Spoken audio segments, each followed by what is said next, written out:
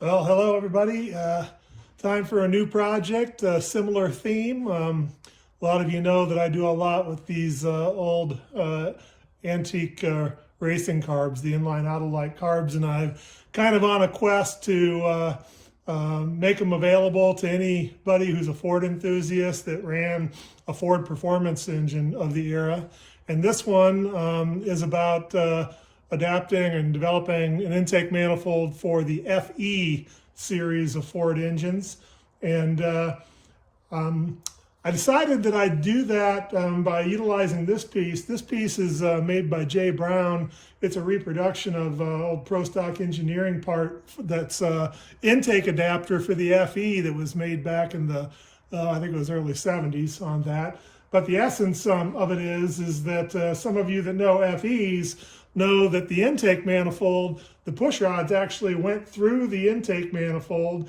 And if you were to change the intake manifold, you'd have to disassemble your valve train, you'd break your coolant circuit, and remove your distributor. So this, on the other hand, has a removable valley plate, so you can get at your lifters and not disconnect any of those things. And it uses a 351 Cleveland intake that's modified, but a modified 351 Cleveland intake as a dry intake. And that, you know, if you're a drag racer or anything, and it saves you a ton of time as far as getting at your lifters on that. You don't have to disassemble and reset all those other vital parts of the engine circuit on that. And I think that's pretty trick part for an FE enthusiast. And on top of that, I happen to be a 335 series Ford fan, or 351 Cleveland or Boss series. So I'd already done most of the development work for the interface here with this intake adapter, because I've built Boss 302 and Boss 351 and 351 Cleveland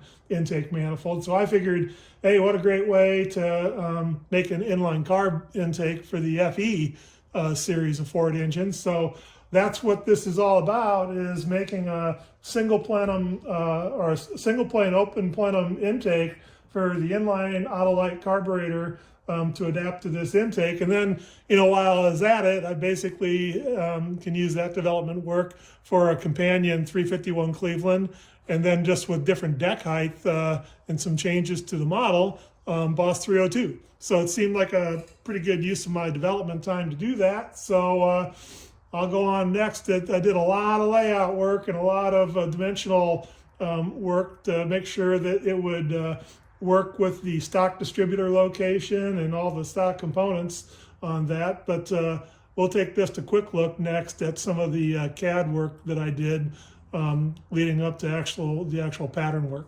Stay tuned. So after a lot of reverse engineering and dimension taking, I kind of receded to my den to start doing some CAD work. I use a Libre for my parametric modeler. At my level, there's probably not a big case to be made for any of them, but from the standpoint of the business model and the cost of ownership, a Libre to me was the hands down winner on that. I mean, for the cost of the program, you own the program and the license, you can have annual maintenance if you want it or not, and you can save all your files locally. It was right for me. But as a parametric modeler, it was quite the learning curve for me. And on this project, making this, what I call the spider, or the open plenum with runners, was quite the chore for me, quite the learning curve. But I learned a lot, and I feel pretty proficient now, and I know enough to do most of the projects that I want to do. So couple of things here on this. Once I got past this and had this whip, the rest of the project was pretty straightforward on that. But maybe just to show you too, having control of the design process from the very beginning until the end certainly has a lot of advantages, because you can put in features that make your life a lot easier at the cam and machining phases of the program. But one of them is here I chose a parting line that was basically right down the middle of the runners. And when you get to the cam program, being able to change that parting line and offset it by, say, half the width of the cutter if you're using a ball nose cutter, makes life so much easier when you go to run the CAM program, because I can just execute one of the 3D machining ops and let it run, as opposed to going through a whole bunch of gyrations to make it cut the surface correctly.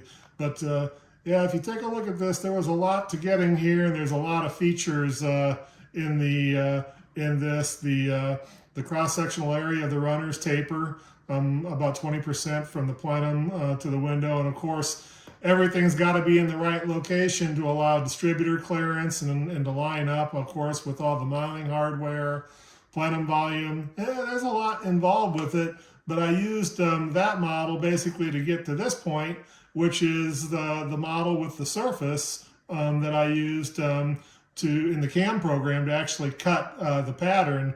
And one of the features that I'll talk about a little bit in CAM is there isn't any draft on this model, and that's actually a big advantage in your 3NC or your three-axis CNC machining. And there are other things, like you can see these bosses here, and this little thing running the length of it.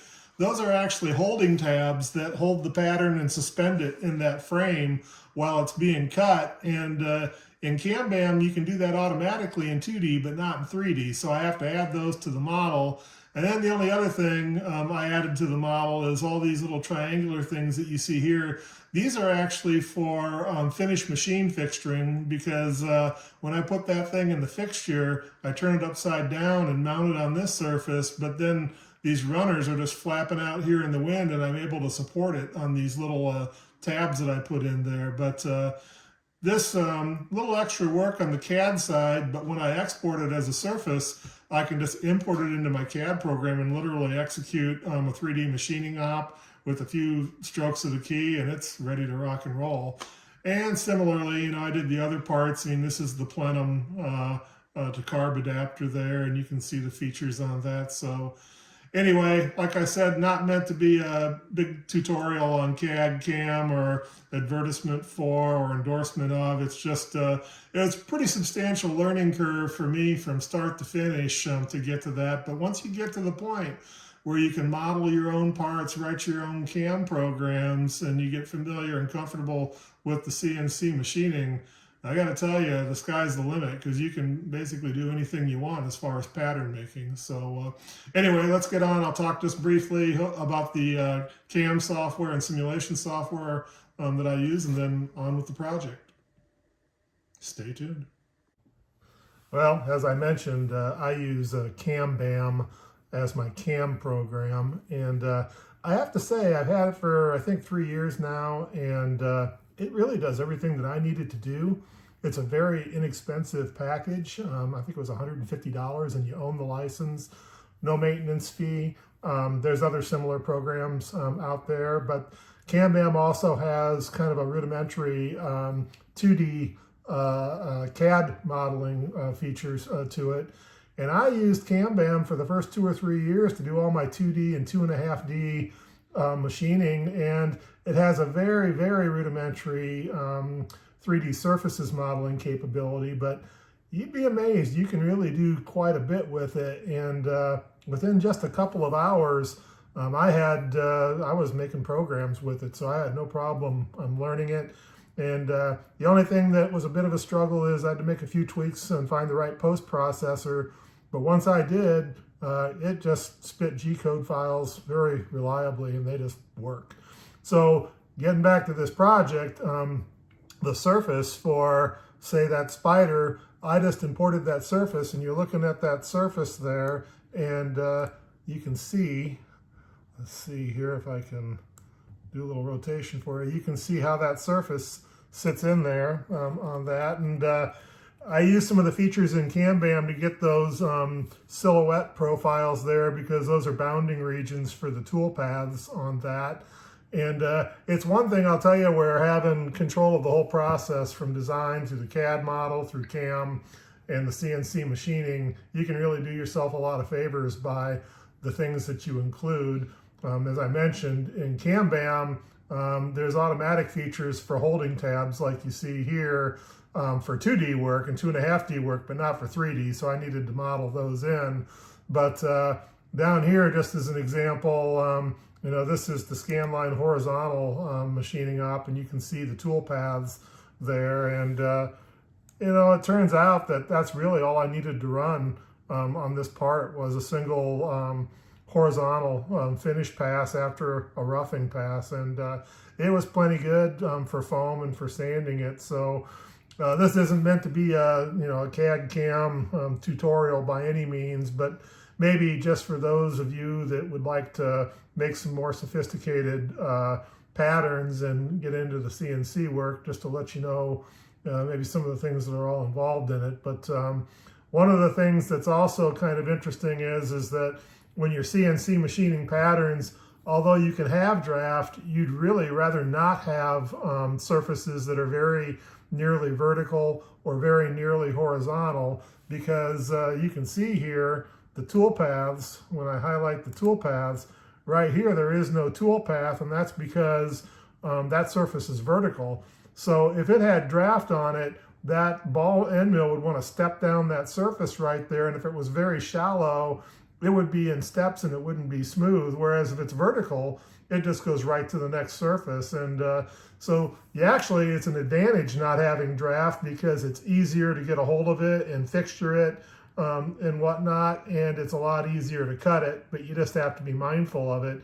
You can live with it in drafted surfaces if you want, but you can do yourself, you know, a big favor in the machining side and get much lower machining times if you're just aware of that. So, but anyway, that's kind of my piece on CAMBAM. The other thing that you absolutely have to have is a simulation program. And I use Camotics as a simulation program. Believe it or not, it's free, but all the simulation program does is run your toolpath and show you the surface that it cuts so you can see if it's doing what you expected it to do. And the one thing I'm pretty amazed about is that if Camotics shows an anomaly in the surface, it's real.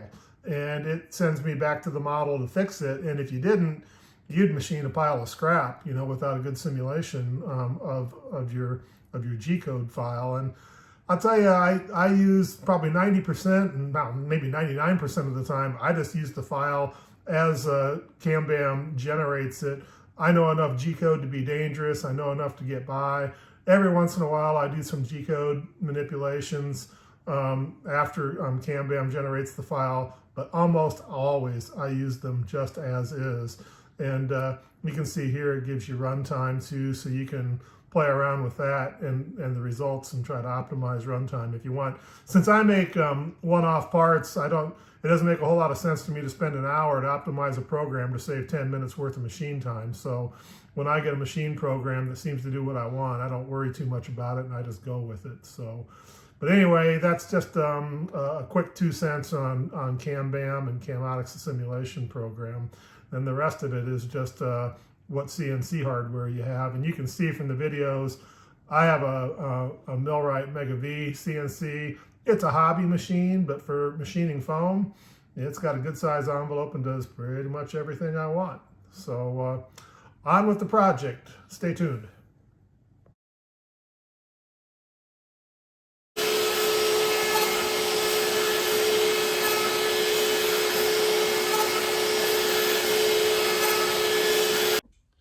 Hello everyone. Since these were the two by far most complicated pieces to design and machine of the whole project, I thought it was probably worth taking a look at them before I cut them out of their machining frames. And both of them are about 2 feet by 1 feet, 24 inches by 12 inches by about 3 inches deep, and they both have two-sided machining on them. So these, of course, I've got these little registration pegs that I use to register the part when I flip it to do the other side of machining on that. And the first part I did was the upper half of the plenum and runner area, and it came out very nice. You can see there were a couple little mishaps, like I don't know if you can really see right here or not, but there were a couple of plunge errors that the CAM program somehow must have had a flaw in the edge of the surface, and it almost took out my holding tab, which would have been a disaster because then the part wouldn't have been secured in the frame, but it didn't. I can go back, and before I make any subsequent parts, I can attend to that. But you can see here's the exterior surface and here's the interior surface. So it's a pretty nice looking part. And the lower half of the part that goes under it, like so, I had a little mishap with, I'd actually machined the lower side, which came out looking really nice. That I was very happy with that. And then after I did the roughing operation on the second side, one of the linear bearings in my Z-axis fouled and seized up, caused some loss of steps. You can see the rakes here where I had an 1/8 inch clearance, tool clearance, and you can see that's about an 1/8 inch deep, so I lost about 1/4 inch of height.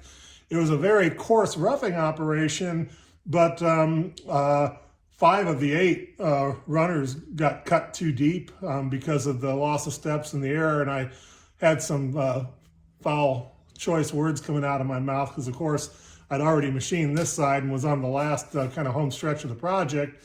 So I spent the tedious task of rebuilding. I had to completely disassemble the Z-axis, completely disassemble the linear bearings, clean, lube them, reassemble everything, and I attended to a couple other annoying design features on that Z-axis while I was at it. So that turned into a half-day project on its own. But afterwards, when I was back in business, I decided I may as well run the finish machining ops just to make sure there weren't any surprises there. And when I did, I discovered that the overcut, because of the loss of steps, was actually pretty shallow and had not broken through to the other side. So being a lost foam pattern, before I ran the second and final finish operation, I don't know if you can see or not here, but I just glued in some patches in those little steps where it had overcut, and then ran the final machine op, which just trimmed them right back down to the surface shape. So when I cut this out of the frame, I'll sand on those and do some fine detailing with just a little bit of wax, to seal up the cracks where they were. And the parts, should be fine on that. So, hey, it's a win. I was able to salvage that part and the machine time on that because roughly each side was about, in total, for all the roughing and finish machining ops, each side was about 1 hour and 40 minutes. Fair amount of time, 1 hour and 40 minutes times 4 on that, but it's all the same tool, and I could just, other than me proving out the programs, it was just letting it run. So anyway, I'll cut these out of the machining frames and do a little light finish work on them, and then we'll take a look at all the parts in the assembly. Stay tuned. All right, back with you. Thought we could have a quick look at the pieces that go into the intake manifold. So this is the pattern kit. There's 5 pieces. The first few are pretty simple. I mean, this is one of the intake flanges that mates up with the runners. There's actually a right and a left, and they're a little different than one another, but they just, flange is pretty simple. That was mostly 2.5D machining with a little bit of 3D in there. And then this one I'll come back to in a second. That's the carburetor adapter. And then here, were the pieces we took a look at. I've got them cut out of the frame, and the outside is just as they came off the CNC machine, so you can still see the step over on it a little bit there of the ball end milling. But on the inside, I did a little light sanding on the runners because I won't be able to get at those very easily when I put it together, but it cleaned up nicely. And then my little error gouge from my hardware failure, you can see where I just kind of glazed over, those with wax just to smooth them out. It looks a little ugly just because the wax reflects light, but if you run your finger over them, it's nice and smooth and it'll cast that way. And then I also did a little sanding before I did that touch up on this whole internal surfaces for the same reason. So when I assemble them, then of course they'll look like this with the halves on top of one another. So you see it looks like a plenum with runners. Then there's the runner, the holes that made up to the flanges, the underside there, call it a spider, single plane, open plenum intake. And so I'll glue that together. I left this in the top here as opposed to cutting it out because it gives it some strength. And then after I get everything glued together, I'll cut this out of there and that'll expose the plenum. And then this last part here, the carburetor adapter, you can see it just fits right on top of here like this, and we'll bolt right to it. That's a separate piece though. That doesn't get cast with the intake manifold, but that's what the carburetor bolts to. And it attaches with 8 screws, and you can remove it and get at it to do some plenum work if you want to, but you kind of get the idea here. If I take this flange and put it here, and this flange and put it there, it mates right up like so. And that makes an intake manifold. So I'll go ahead and assemble this and do a little bit of detailing on it, and we'll take a look at the finished pattern next. Stay tuned. Well, hello everyone, I'm back with you. One of my favorite stages of projects is when I get the pattern completed, and we're pretty much there. There's a little bit of detailing left to do on it, but the basic kit's been assembled, and I did a little sanding and finishing on it, so it's pretty presentable right now. First, let's have a look at the easy part. You know, this is the carburetor adapter. That's the flange pattern for the Inline Autolite Carb. It's one piece. It was 3D machined as it is, as you see it. And you can see the underside of the plenum. It's got some nice radiuses and stuff in there for the transitions. But that's a separate piece that'll bolt onto the top via a gasket. And I actually have 4 different versions of this, 2 different bore sizes, and then whether it's a flat carb pad or an angled carb pad, depending on the car installation that you're talking about. As you probably recall, engines sit canted in the engine compartment, and to get the carburetor level, there's usually angle cut on the carb pads. So any of those, of course, we'll just bolt onto the same lower. But let's have a look at what the real centerpiece of this project is, and that's the single plane open plenum spider intake manifold, if you will. So I assembled the kit you saw in the previous video and pictures, and it's a really nice pattern. That's why I really enjoy this part of it, this part of the project. But if I hold it up for you, maybe to see a little of the internal plenum work there, you know, where all the ports transition into it there. You get a good look at that front one right there. I mean, it's every bit that I would hope that it would have been when I was doing the CAD work for it. If you look at it from the end view here, you can kind of get the shape of the plenum. It's got straight walls on the top and angled to blend into the runner nicely there. So you can see that, of course, the same from either end on that. The bottom, you know, it's a nice looking part. I'm really happy with it, the way it turned out. It's so nice to have that CNC accuracy on the parts. But yeah, so I'll do a little bit more detailing on it, and then probably gate it, and we'll have another look at it after I get the gating on it, and we'll go from there. It's not far from the point where it gets to become metal, so stay tuned. Hello everyone, back with you. I've got the pattern gated and sprued up here, and thought I'd show you what I came up with. First, just the main sprue. I put a little bit of curve on the bottom of them just in case I need to tilt the part in the flask, but I'll dip this separately.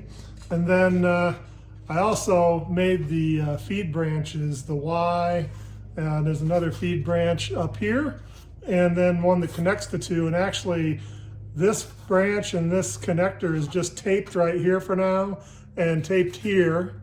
And then this Y part down here is taped onto the lower runners, and that's because I make this stuff out of really, really low density styrofoam. This is the throwaway, most god-awful stuff you could think of, except it's so low density, it goes away almost instantly and doesn't take any energy from the melt. And for sprue and feedstock, it really doesn't matter, because I'll take this off and dip it separately because it's not strong enough. But even if I made it out of the best styrofoam, it probably wouldn't be strong enough anyway.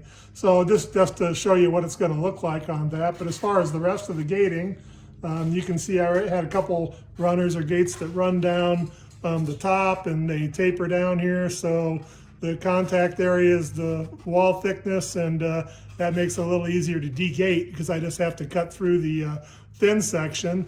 And then similarly, down here you see the cross section is actually a 45-degree, so that these runners are straight up and down, so the pattern can sit on them when it's drying. But the other thing is too is that to reduce the contact area, I just went back in there with an X-Acto knife and just carved this out, so the runner sand in that core, as it vibrates in the mold, is good and strong, because this is like buku contact area, and that really cut down the contact area, you know, there quite a bit. But anyway, it's the same thing on the other side. And then what I'll do is and you'll see this when we take a look at the pattern after it gets dip coated, I actually glue on little pieces of wood here and here, and then also here and here, where I remove the Y gating, and that's just because this stuff isn't strong enough to hold the pattern. After it gets dipped, this thing weighs a bunch. I mean, it always scares me to death, thinking I'm going to break the pattern. And I've just learned not even to try to put the feed system on these real big parts like this, and just use expendable chunks of wood in there that are strong enough to dip it with. But outside of that, these little tie bars here, they're just here for dimensional accuracy to hold the plenum with, you know, constant. And yeah, outside of that, it's ready to go. So the next time you see it, it should be dipped and ready to cast. Stay tuned. All right, everybody, we're pretty much approaching the moment of truth here. I've got everything dipped and prepped and ready to be molded. I've got hot metal in the pot melting, waiting for me to get it molded up. And so just have a quick look here before I assemble the pattern. This is how I dipped it. A couple of things that you didn't see before I put these feet on it. I'll cut these off of here with a razor just before we mold it, because I don't need them on there. I did glue these little wood boards onto each end, and with the nail or the screws in it, that's where I hung it from. Same thing on the top. Got a little board there. So this was how I dipped it, and then let it set to dry nice and flat. So it's quite a bit stiffer now that it's got you know, coating on it.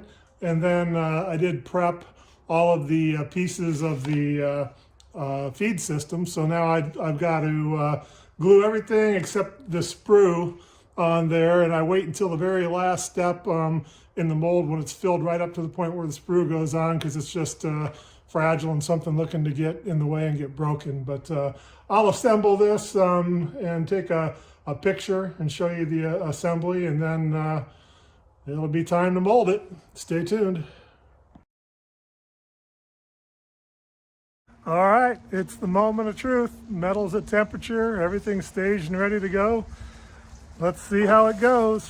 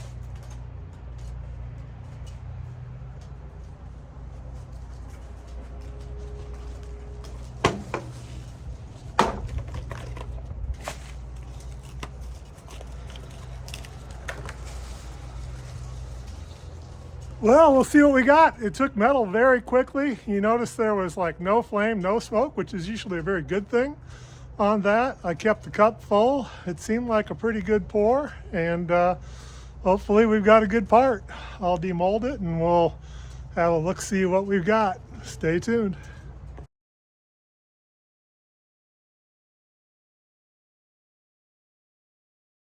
Hello everybody, I'm back with you and I've got a good report for you. It looks like we've got a decent casting.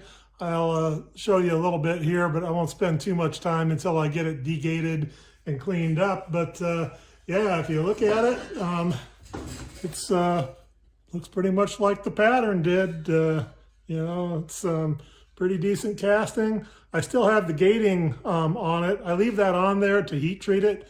I'll bring this up to about a T5 condition, but I always leave the gating on because it just makes it a lot stiffer, stouter part, you know, for that. But maybe you can see the part numbering came out pretty good there, and I put a little wax applique on it. And I don't know, it's kind of dark if you can see the plenum work on there, but yeah, I mean, it's a decent casting for sure. And I'm actually kind of excited about it. I want to get it into the heat treating oven so I can start machining on it. One thing is that I was, you know, I didn't really do a weight estimate on it. I could have from the CAD model, but as it sits, it weighs 16.5 pounds, and it's still got 4 pounds worth of gating on it and about a pound of machine stock, most of which comes off the flanges. So that whole intake is only going to weigh 11.5 pounds when done. So pretty happy with that. I mean, my other intake manifolds, just to be on the safe side, I always melt 35 pounds of metal, but I could probably cast this one almost with my A20 and my small furnace. But anyway, it's about between 3/16 and 1/4 inch wall everywhere except the flanges. And they're a 1/2 inch, and they'll get machined down to 3/8 of an inch. So at 11.5 pounds, that's a pretty light intake for a cast intake. And then that's less the carburetor lid, which I'll have to catch up with this casting. I'll probably cast a couple of those. But at any rate, that thing only weighs maybe 2.5 pounds or something like that. So, you know, you're talking about 13, 14 pound intake manifold here, which isn't too shabby. So we'll see what I can put together here, but the video is probably starting to get a little bit long, and just to have a little bit of a cliffhanger, maybe I'll have to break it up into another video and do a part 2 with the machining completed and the whole intake completed, so you can see what the finished product looks like. So stay tuned. Hi everyone. Well, just catching up the carburetor adapter castings. They're comparatively a pretty simple part, so I'm not going to spend much time on it. You saw the one copy in the earlier video. Casting these 2 at a time. You can see I've got the sloped or the angled carb pad on one side and the level carb pad on the other. And same piece, only for the larger bore carb, both slanted carb pad and level. And you can see how I gated them there. Keeps them nice and flat. Makes for a pretty rigid, you know, part for being stiff enough to be dipped. And then they can just, these are strong enough, they can just hang from the Y branch right there. So pretty simple part. I'll get those dipped and cast up, and we'll talk about them a little later. I got the sprues here for them as well. So stay tuned, and hopefully we'll be looking at some metal here in a little bit. Take care. Hello everyone, back with you, and I'm sure you probably saw this coming, but I had a successful casting session and got the 4 versions of the carburetor plenum adapter knocked out. You can see them sitting here. Not a whole lot to say. I'm not going to spend a lot of time with you on them. I'm going to show you the angled carb pad version of it there, and you can see the interior. They look just like the patterns, of course, on that. So that's the 2 1/4 inch bore, and then the flat carb version of it, same interior, just different carburetor pad. And then the other 2 are exactly the same, except they're for the smaller bore carburetor, which is 1 11/16 bore.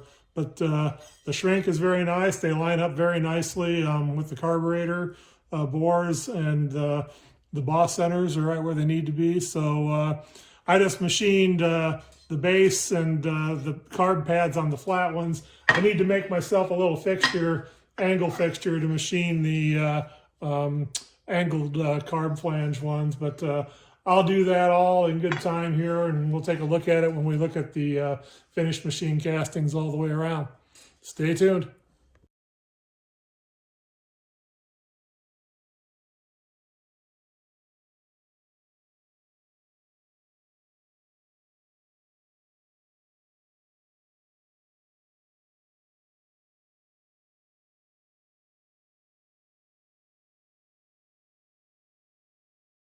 Hey everyone, back with you, and kind of coming to the close of the intake fabrication part of the project, but well, I'm pretty happy with how it turned out. I'll just show you what the result was. It's fully machined and ready to be assembled into a working system. But first, real quick, just the lid's pretty simple. I mean, it had the mounting holes drilled in it, and then holes here and the carb flanges for the carburetor for the studs that go in there to mount the carb. You saw this part before, and the other versions of it there in the background. Let's take a look at this intake. Well, it did. It came out really nice, and you probably saw from the machining fixture pictures I had just before this excerpt in the video how I machined it on my mill. I made that some time ago to machine and true up intake manifolds, but I got a couple of ports. These are actually vacuum ports down here. They can be plugged. They're port fittings. They're not MPT. They seal with an O-ring, so I like those a lot better. I got a port cutting tool for those, but yeah, if you can see down there, the runners on this intake taper, they decrease in cross-sectional area about 20% from the plenum to the flange. And you can see I did a little artwork. I put a little part number up there. That 9425 was the designation Ford had for a lot of their intake manifolds. FEPs, FE power, the adapter it's made to fit, and a little tribute applique, wax applique there, and you can see from the drilled holes. Basically, this would be a 351 Cleveland intake if it had a valley pan on it and be ready to go. But let's have a look at how it fits in the FE adapter, which is what it's made for. Oh boy, and it's a chunk. I'll tell you, this intake, the cast intake manifold that I made is very, very light. This only weighs 9.5 pounds. The adapter, on the other hand, is quite a chunk because it's got to have a lot more metal in it. But I'll have to make the gaskets. When the gaskets get under there, it'll sit just perfect and match the scalloping on the intake adapter. And you can see how it sits on there, like so, with room for the distributor in there. And then, of course, the carburetor adapter on top. And yeah, so we're wrapping up this project here with the carb adapter is 1.5 pounds, and the intake itself is 9.5 pounds. So full up, this is only 11 pounds, which is super, super light for a cast intake on that. So I'm pretty darn happy with that and the way it came out. So I gotta say, I think it's probably my best work yet to date on this. So yeah, I'll tell you what, I'm going to wrap up this segment of the video, and I'll do a follow-up video with me building this into a basically ready to bolt on and run system. So thanks for watching. Take a look at the links in the project description. There's some other things in there and on my channel that may be of interest to you. And we'll catch you on part 2, building this into a working system. Stay tuned for that. Take care.